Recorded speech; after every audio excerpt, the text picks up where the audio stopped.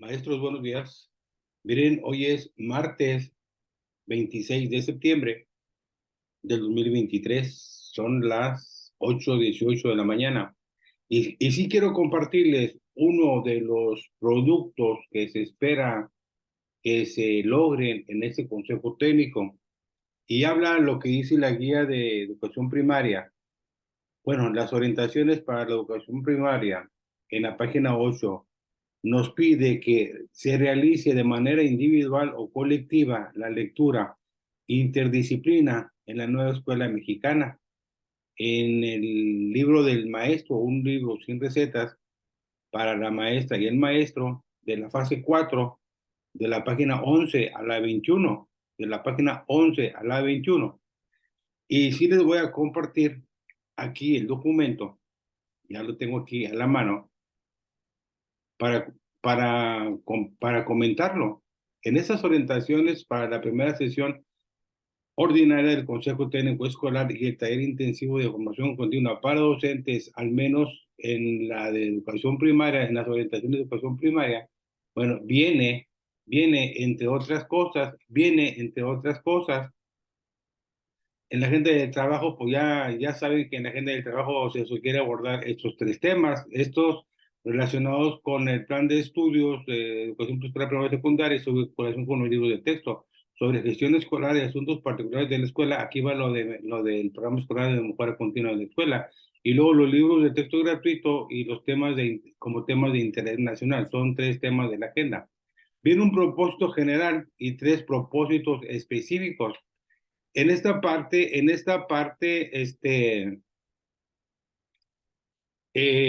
Dos, profundizar en aspectos teórico-metodológicos del plan de estudio 2022 y los programas de estudio. Bueno, en esta parte creo que es a la que corresponde el tema que están pidiendo. En las orientaciones nos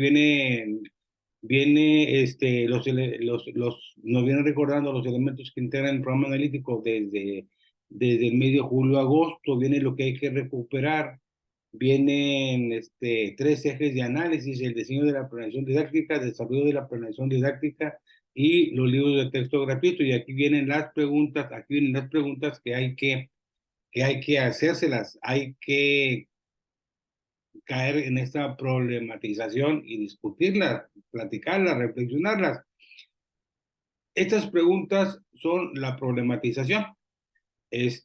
Vamos a irnos aquí, dice, se nos quiere abordar los tres ejes de análisis, obtener conclusiones por grado y compartirlas en colectivo para mejorar la planeación didáctica. Revisen el video Avances y desafíos de la planeación didáctica y el uso de las TIC. Este es el video de una maestra de educación primaria donde narra su experiencia. Y lo dice: entre el colectivo docente, hay que favorecer el intercambio de experiencias y saberes con respecto al diseño de la planeación didáctica, el desarrollo de proyectos y el uso de los libros de texto gratuito. ¿Para qué? Bueno, para identificar las mejores prácticas que contribuyan al avance de estos procesos. Cada docente comparta cómo construyó su planeación didáctica y sus proyectos escolares. Continúen en su diseño para lo que resta del periodo de atención, o sea, para octubre y para noviembre. Miren, ya llegué aquí a lo que nos están pidiendo. Dice: para apoyar esta elaboración se les propone profundizar, profundizar en los aspectos teórico-metodológicos del plan de estudio y consolidar la planeación didáctica y el diseño de proyectos. Esta parte, profundizar en los aspectos técnicos metodológicos, es el, es el propósito específico 3: profundizar en aspectos teórico-metodológicos del plan de estudios. Es a lo que se refiere el, el segundo propósito específico. Por eso yo me voy directamente a ese. Lo demás, pues es lo que se trató en el mes de septiembre. Yo me voy directamente a este que nos están pidiendo. Hay que realizar entonces la lectura y de este punto que viene en la página 11 del texto, un libro sin recetas para la maestra y el maestro. La lección empieza en la página 11 y termina en la página 21 del libro sin recetas de la fase 4. Dice: interdisciplina en la nueva escuela mexicana. Interdisciplina en la nueva escuela mexicana.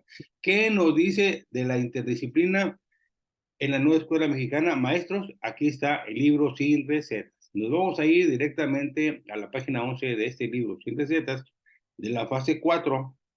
Nos vamos a ir a la página 11, directamente al tema, donde viene la interdisciplina en la nueva escuela mexicana, y luego viene cómo se construye la interdisciplina en la nueva escuela mexicana, qué es la interdisciplina escolar y científica y cuál es la interdisciplina profesional y práctica. Son 4 tipos de interdisciplina: la escolar y científica, la profesional y práctica. Y luego viene la instrumentación de la interdisciplina en la nueva escuela mexicana. Maestros, este es un tema, yo no sé si todos lo vayan a hacer, les alcance el tiempo, yo no sé si les alcance el tiempo para elaborar la lectura individual o en grupo en el día del consejo técnico. La sugerencia es que lo hagan antes, la sugerencia es que lo hagan antes y puedan compartir el producto, porque si no el tiempo no nos va a alcanzar.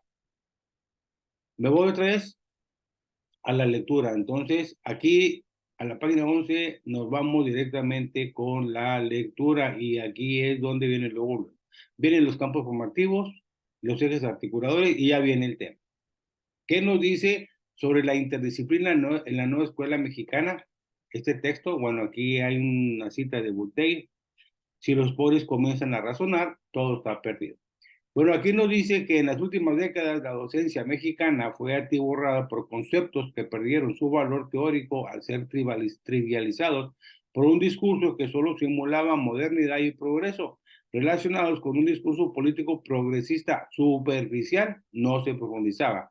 Podríamos citar aquí una gran cantidad de conceptos trivializados, como por ejemplo competencias, calidad, aprendizajes significativos, pedagogías críticas, andamiaje, pensamiento crítico, sociedad del conocimiento, liberalismo, emancipación, sentir, pensar, interdisciplinaridad, inteligencias múltiples, pensamiento complejo y muchos más.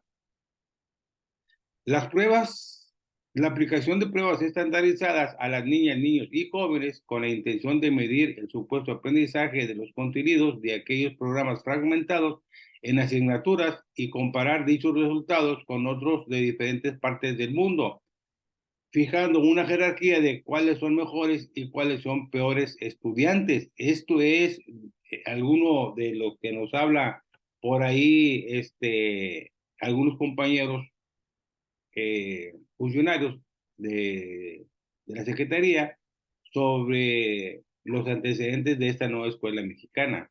Pero bueno, aquí la nueva escuela mexicana no busca legitimar un discurso progresista. La nueva escuela mexicana quita todo eso, supuestamente quita todo eso, todos esos conceptos quedan obsoletos. Dice, no busca legitimar un discurso progresista, por el contrario, busca transformar el sistema educativo nacional. Implica que la educación integradora o la interdisciplinariedad no termine como conceptos con interpretaciones superfluas y romantizadas, que no se sostengan sobre un referente epistemológico el cual guíe su resignificación en la práctica docente. Este tema o ese concepto de resignificación, que no se sostengan solo sobre un referente epistemológico, el cual guíe su resignificación en la práctica docente. Vamos a ver después a qué se refiere eso. Existen 8 tipos de interdisciplinaridad, como se muestra en el esquema en la siguiente página. 8 tipos de interdisciplinaridad. Maestros, nos vamos a ver los 8 tipos de interdisciplinaridad.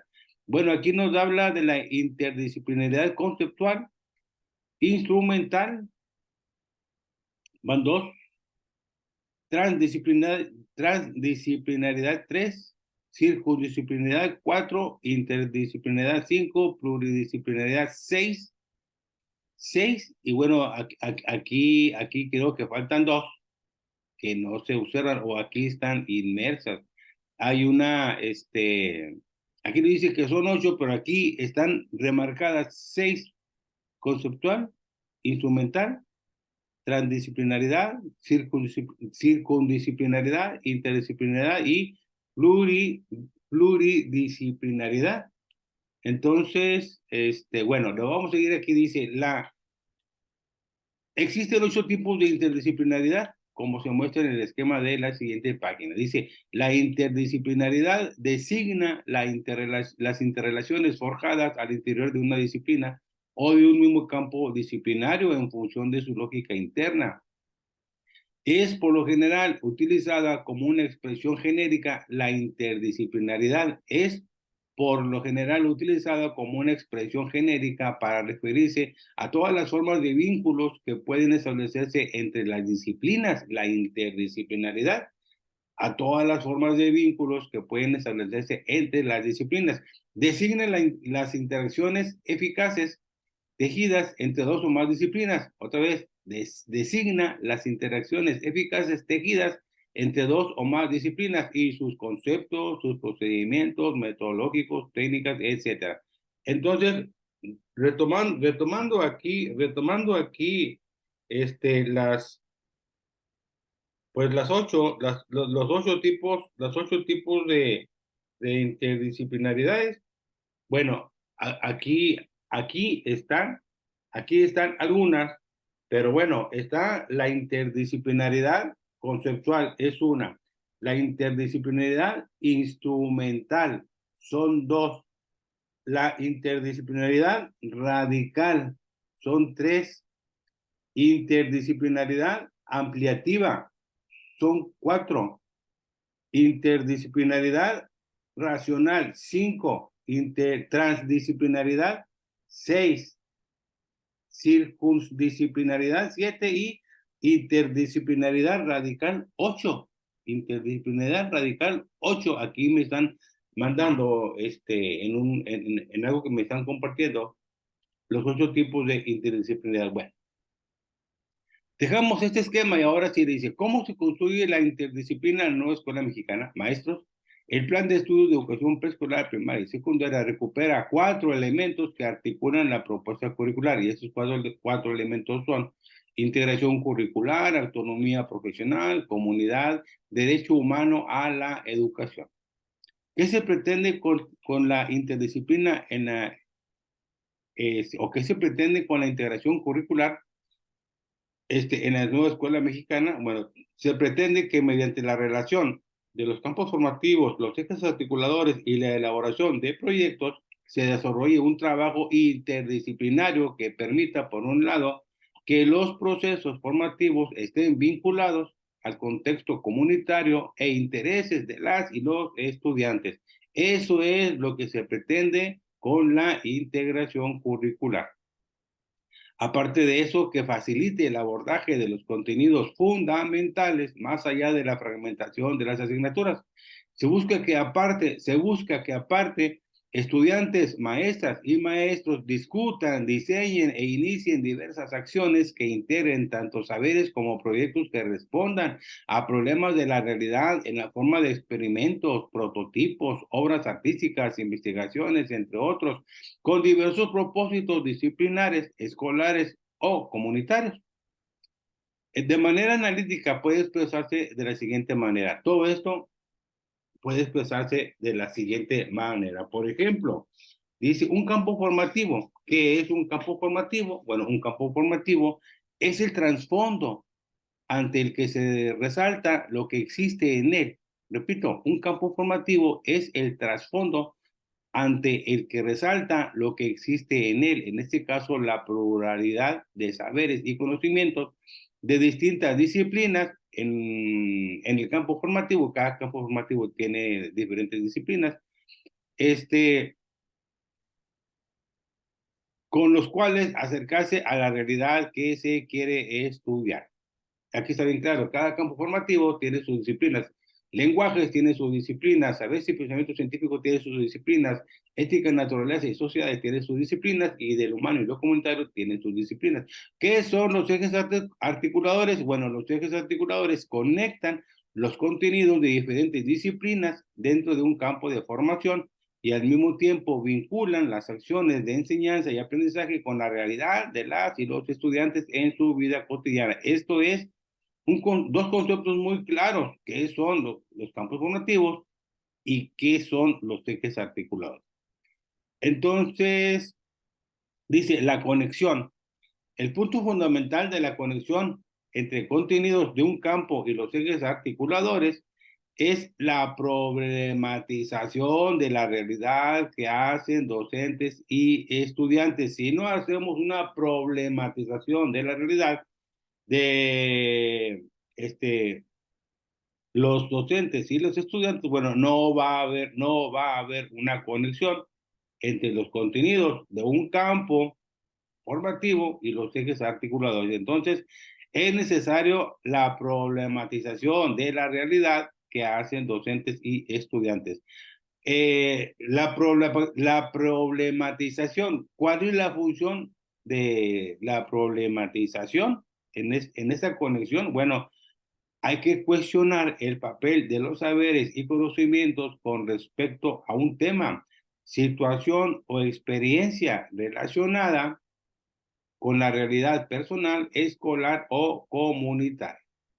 La problematización de la realidad es la estrategia central para realizar el diálogo con el proceso pedagógico y más allá de este es fundamental para la integración del conocimiento y para construir puentes entre el saber y la realidad cotidiana de las niñas, niños y adolescentes. ¿Por qué cree que el territorio donde vive es importante en la pertinencia de la enseñanza del contenido de los campos formativos?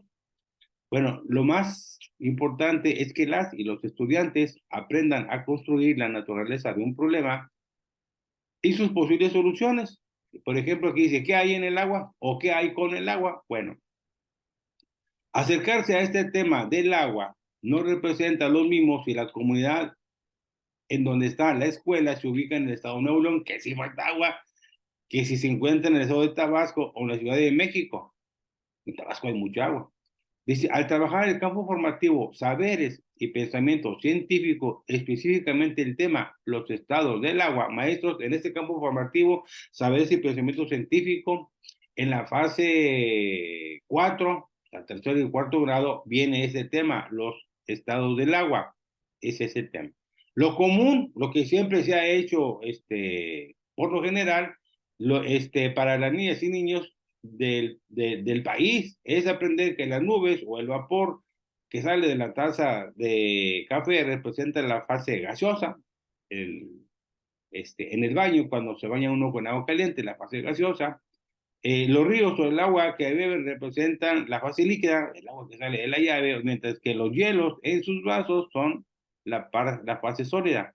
Pero habría que hacer una problematización en ese tema del agua y habría que abordar otros tipos de conocimiento, ¿no? En eso, pues siempre ha pasado así. El agua, y vimos el ciclo del agua, y que el agua se evapora del mar, se crean las nubes viajan, caen a las sierras, a las ciudades, y es un ciclo del agua. Muy bien. Eso siempre lo hemos visto así, pero aquí dice que hay que problematizar el tema del agua y abordar otro tipo de contenidos. Entonces, estas preguntas es la problematización del tema del agua. Eh, el, el, el tema es el agua o el uso del agua o el buen uso del agua. El problema puede ser la falta del agua, pero hay que hacerse esas preguntas porque estas preguntas son la problematización, no son el problema. Hay dos cosas diferentes. El problema es una cosa y la problematización es otra. Y la problematización es hacernos todas estas cuestiones, todas estas preguntas, pues para ahondar otros tipos de contenidos sobre el agua. Entonces, ¿qué importancia tiene el agua para que tengamos electricidad en nuestras casas, calles y escuelas? ¿Qué relación hay entre el agua, la electricidad y la tecnología? ¿Qué beneficios tiene para la vida diaria de la comunidad el agua? Otra perspectiva, bueno, se pueden plantear que si la cantidad de agua en cada uno de los estados está determinada por la energía que recibe del sol, bueno, hay algo que propicie es una pregunta, ¿hay algo que propicie el desequilibrio en cada uno de estos estados y su presencia en el lugar donde viven algunas personas? Hablando del agua en cada uno de los estados, pues sí, o sea, hay que hacer esta problematización. ¿Qué hay de la disponibilidad del agua debido al cambio climático? De hecho, estas preguntas deberemos de contestárnoslas todos. ¿Por qué? Porque ahí se dice en las orientaciones que habría que resolver estas problematizaciones. Así que hay de la disponibilidad del agua debido al cambio climático, ¿qué y quiénes son responsables de este fenómeno y cómo nos impacta en nuestras comunidades? ¿Qué hay de la contaminación de ríos y mares por personas o industrias que arrojan ahí sus desechos? ¿Qué decir de la privatización de líquido con respecto al agua embotellada? ¿Cómo explicamos o cómo explicarnos que la destrucción del medio ambiente está relacionada con procesos de industrialización, globalización, colonialismo, despojo de territorios, desigualdad social y contaminación del ambiente? Otras preguntas sobre la problematización del tema del agua. ¿Por qué el despojo del agua representa una violación a un derecho humano? ¿Por qué se dice que los problemas del agua afectan principalmente a los pobres y a los pueblos indígenas?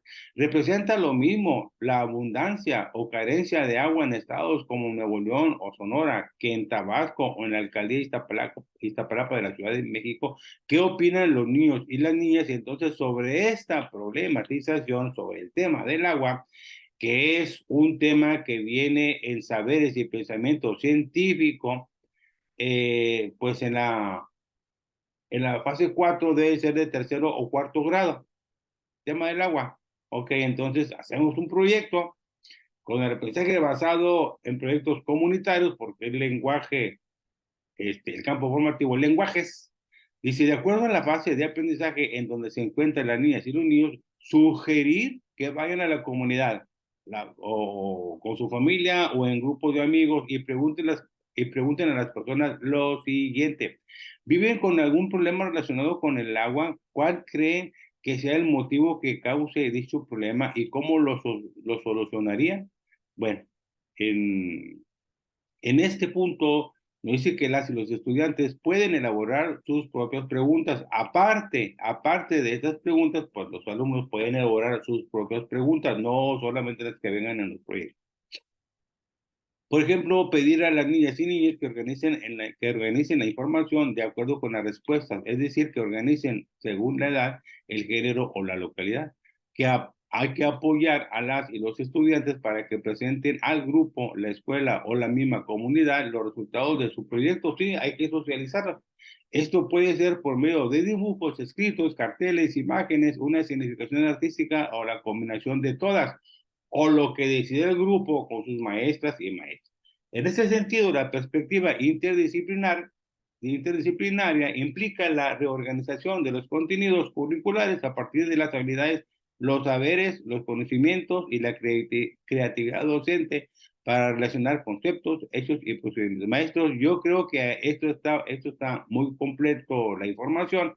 Aquí nos dice que hay que dice, debe entenderse que dicho currículo integrado cuenta con estrategias peculiares de aprendizaje, experiencias personales, idiosincrásicas, diferentes expectativas, distinta información previa. Aquí nos dan una serie pues, de información para este proyecto. Dice, el abordaje del currículum se especifica en el siguiente esquema y nos dan un esquema sobre el currículum integrado e implicaciones para el estudiante. Nos dan un esquema sobre este tema del agua, sobre el currículum integrado e implicaciones para el estudiante. Yo le quiero avanzar aquí donde nos dice sobre la interdisciplina profesional y práctica, y aquí hay una interdisciplina escolar y científica, pero aquí hay una cómo es la instrumentación de la interdisciplina en la nueva escuela mexicana. Y yo me voy a ir directamente bueno, pues aquí hay otro esquema. El esquema 3 dice dimensiones del enfoque de aprendizaje situado, una actividad social alta, relevancia cultural alta, actividad social baja, relevancia cultural baja. Bueno, ese esquema. Dice, un ejemplo de lo expuesto hasta el momento, hablando del problema del agua, un ejemplo expuesto hasta el momento se adapta la propuesta del proyecto interdisciplinario para primaria. Ahorremos en familia, ahorremos en familia. Ese es un proyecto interdisciplinario para primaria. Ahorremos en familia, o sea, para la fase 3, maestro, para la fase 3. Con fines didácticos se tomó y adoptó el proyecto Ahorremos en Familia de la maestra Carolina Cruz Santos de la Escuela República en Acapulco Guerrero y se desagregan sus elementos como se muestra en los siguientes cuadros. Y aquí vienen 4 cuadros. Viene hablando de un ejemplo de lo expuesto hasta el momento, se adapta la propuesta del proyecto interdisciplinario para primaria, se adapta. Y dice aquí, cuadro 1, ¿cuál es el problema? Bueno, el exceso en el consumo de agua, electricidad y gas en los hogares de las familias de una colonia del puerto de Acapulco Guerrero. Este es el problema. El exceso del consumo de agua, electricidad y gas. Ese es el problema. Intencionalidad pedagógica. ¿Cuál es la intencionalidad pedagógica al abordar este tema? Dice, hay que aplicar las operaciones matemáticas básicas para disminuir el consumo de agua, electricidad y gas para mejorar la economía familiar. Hablando de, pues, el exceso en el consumo de agua, electricidad y gas. Creo que la luz llega a los residuos muy altos si te pasas a cierta cantidad de kW. Si te pasas de cierta cantidad, te cobran en exceso. ¿Por qué? Porque hay una cierta cantidad de consumo de energía que no está subsidiada y si te pasas, pues hay un recargo. En tu cuadro 1, problema. Cuadro 2, la intencionalidad, están muy claras. Cuadro 3, aquí es lo importante. En el cuadro 3, el contenido curricular. En el contenido curricular sobre este tema del agua, sobre este tema, sobre este problema, pues del agua, de electricidad, o sobre el exceso de consumo de agua, electricidad y gas en los hogares de las familias de esta colonia del puerto de Acapulco, Guerrero. Bueno, en el contenido curricular, en el cuadro 3, viene bien claro lo que nos aporta, pues cada uno de los campos formativos. En saberes y pensamiento científico está ese contenido curricular y este proceso de desarrollo de aprendizaje. En el campo formativo, ética, naturaleza y sociedades está ese contenido curricular. Este, Somos parte de de la biodiversidad, la valoramos, cuidamos con respeto y practicamos un consumo sustentable cuando interactuamos con ella. Bueno, y vienen estos procesos de desarrollo de aprendizaje. Y luego viene de lo humano y lo comunitario, viene el contenido curricular. Participamos en la comunidad a partir del reconocimiento y respeto de las ideas, los saberes y las prácticas culturales para valorar la diversidad como oportunidad de enriquecimiento individual y colectivo que contribuye a la toma de decisiones, la construcción de la identidad y el sentido de pertenencia, y vienen sus procesos de desarrollo de aprendizaje. Y por último, en lenguajes dice, analizamos y relacionamos de manera crítica la información los saberes comunitarios y los conocimientos para proponer su difusión con propósitos específicos y en contextos diferenciados. Y luego viene pues sus procesos de desarrollo del aprendizaje. Dice, analizamos la información, los saberes comunitarios y los conocimientos a partir de su interpretación y representación para tomar una postura ante distintas situaciones. Maestros, aquí nos dan un ejemplo del contenido curricular y bueno, pues la interdisciplinariedad, que al final de cuentas es el punto que estamos tratando, que nos los piden que analicemos. Y entonces, ante un problema, ante una intencionalidad pedagógica, bueno, hay contenidos que se relacionan sobre ese mismo tema en los 4 campos formativos, Y luego aquí viene el cuadro 4, nos habla de los ejes articuladores, pues los ejes articuladores que se relacionan con este tema del agua es pensamiento crítico, apropiación de las culturas a través de la lectura y la escritura. No le voy a profundizar más, porque aquí se termina pues aquí nos dice que los cuadros 1, 3 y 4 que ya lo leímos, el abordaje interdisciplinario del exceso de consumo de agua energética, energía eléctrica y gas. Nos dice que se plantea como problema el desperdicio del agua, la energía eléctrica y el gas, implicando impactando en la economía familiar. Se abordan los aportes de cada campo formativo, contenido curricular y los procesos de desarrollo de aprendizaje cuya intención, bueno, dice, darán paso a la comprensión y solución del problema desde la perspectiva interdisciplinaridad. Este abordaje de los campos formativos, de los contenidos curriculares y los procesos de desarrollo de aprendizaje con el tema del desperdicio del agua, con esto nos dice el documento que se dará paso a la comprensión y solución del problema desde la perspectiva interdisciplinar. O sea, la relación que existe entre los contenidos que están planteados en cada uno de los campos formativos, porque cada campo formativo tiene sus disciplinas y esos contenidos están relacionados con una de las disciplinas de ese campo formativo. Nos dice que la resignificación didáctica del plan de estudios a través de proyectos integradores son el vehículo para abordar desde una perspectiva interdisciplinar los contenidos curriculares. La clave para esta resignificación didáctica del plan de estudios a través de proyectos integradores como vehículo para abordar desde una perspectiva interdisciplinar los contenidos curriculares. La clave están en los siguientes elementos. Bueno, el conocimiento de los elementos que articulan la propuesta curricular, esto es indispensable. La estructura didáctica que organiza los proyectos integradores.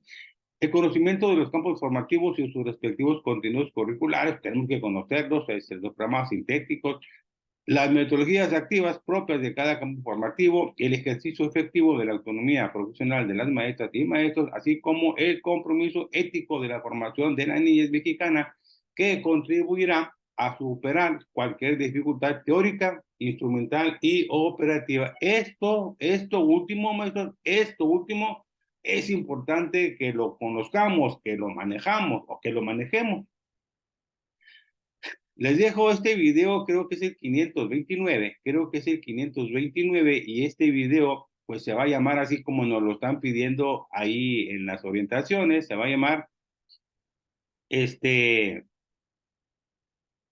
Interdisciplina en la nueva escuela mexicana. Interdisciplina en la nueva escuela mexicana, producto de la primera sesión del Consejo Técnico. Así se va a llamar, Interdisciplina en la nueva escuela mexicana, producto de la primera sesión del Consejo Técnico. Maestros, esta es una aportación más, es el video número 529 que elaboramos para apoyar a 3 días de los consejos técnicos del 29 de septiembre. Hoy estamos a 26, faltan 3 días para el viernes. Y bueno, es una aportación más para todos los compañeros, y también va como aportación para los compañeros del CRIE 5, de San Luis Potosí. Saludos a todos, buen día, nos vemos en el siguiente video.